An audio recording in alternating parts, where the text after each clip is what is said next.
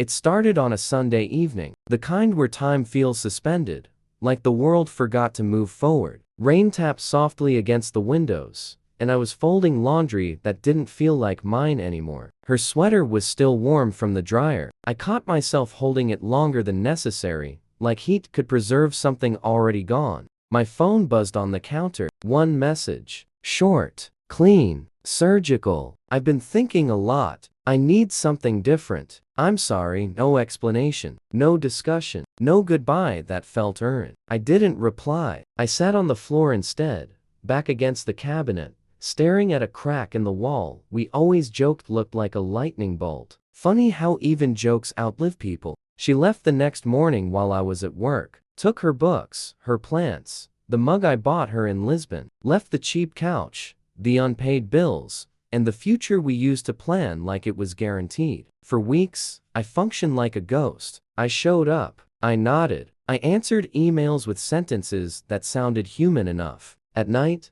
I lay awake replaying every moment I might have missed, every sign I ignored, because love makes you generous with denial. She moved fast. Everyone does when they leave someone who's still building. Her new life appeared online like a curated ad. Weekend trips, expensive dinners, a man who wore confidence like a tailored jacket. He had what I didn't yet: stability, polish, approval. I muted her name, not out of strength, out of survival. What saved me wasn't motivation. It was anger, quiet, disciplined anger. I poured it into my work, into mornings that started too early and nights that ended too late. I failed. I fixed things. I learned what loneliness could teach when you stopped fighting it. Something grew, slowly, then suddenly. A contract, then another. Recognition I didn't chase but accepted. I stopped imagining her reaction. That's how I knew I was healing. The first time she reached out again was 6 months later. I saw your interview. I always knew you'd do something big. Stared at the message, felt nothing, and closed the app. I had met someone by then. Not dramatic, not loud, just real. She asked questions and waited for answers. She didn't confuse potential with promises. The last time I saw my ex was accidental, a grocery store aisle, frozen foods humming between us. She looked surprised, then sad, then nostalgic. I felt calm. You seem different, she said. I am, I replied. And that was all. Walking away, I realized something simple and final. She didn't lose me because I succeeded. She lost me because she left before I did. Life didn't suddenly become cinematic after that. There was no montage, no dramatic music, just mornings that came easier than they used to. I learned the quiet rhythms of a life that wasn't built on waiting anymore. Coffee tasted like coffee, not distraction. Silence stopped feeling like punishment and started feeling like space. The woman I was with, her name was Lena, never asked about my ex unless I brought her up myself. And even then, she didn't listen like someone collecting information. She listened like someone making room. One night, months later, we sat on the balcony watching the city dim its lights floor by floor. I told her everything. The sweater, the message, the grocery store aisle, all of it. She didn't interrupt. She didn't flinch. When I finished, she just said, "Thank you for trusting me with that." That was it. No comparisons, no insecurity, no silent competition with a ghost. That's when it hit me. Real love doesn't ask you to prove you're worth staying for. It just stays. My work continued to grow, but it stopped being the thing that defined me. It became something I enjoyed, not something I hid inside. I started saying no to projects, to people, to versions of myself that thought exhaustion was the same as ambition. And sometimes, rarely, I thought of my ex, not with longing, with distance. I wondered if she ever realized that what she mistook for boredom was actually peace, that the absence of chaos scared her more than loneliness. The last trace of her disappeared one afternoon when I found that old sweater in the back of a closet. I didn't hesitate. I folded it once and donated it without ceremony. No anger, no ritual, no sadness, just closure. That night, Lena and I cooked dinner together. Music playing, wine breathing on the counter. Nothing extraordinary, everything real. As we ate, she reached for my hand like it was the most natural thing in the world. And I realized something quietly profound.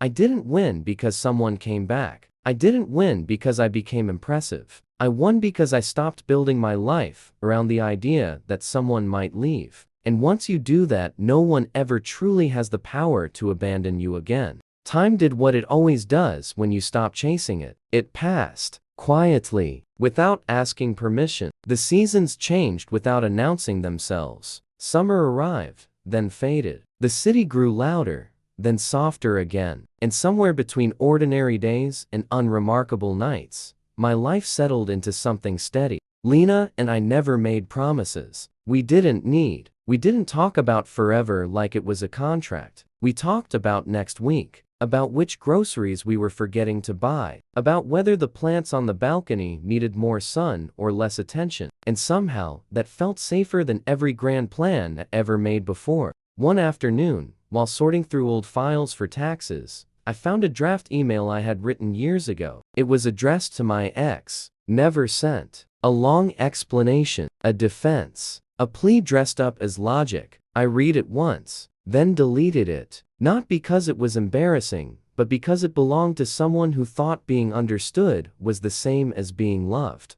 That version of me needed permission. This one didn't. The strange thing about healing is that it doesn't feel like fireworks. It feels like neutrality, like walking into a room and realizing nothing in it can hurt you anymore. I stopped telling the story of how she left. I started telling the story of how I stayed. Stayed with the work when it got boring. Stayed with myself when no one was clapping. Stayed long enough to see that abandonment only has power if you believe it defines you. One night, Lena asked me a simple question while we were brushing our teeth. Do you ever regret how things ended?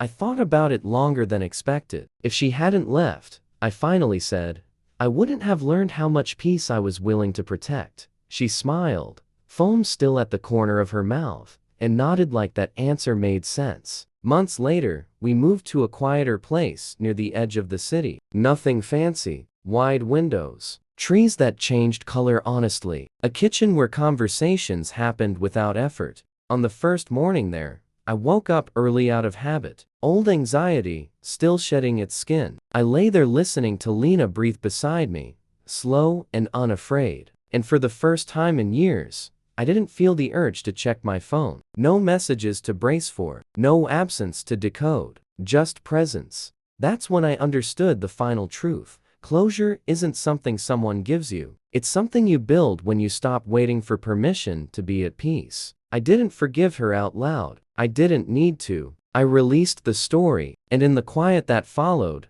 nothing was missing.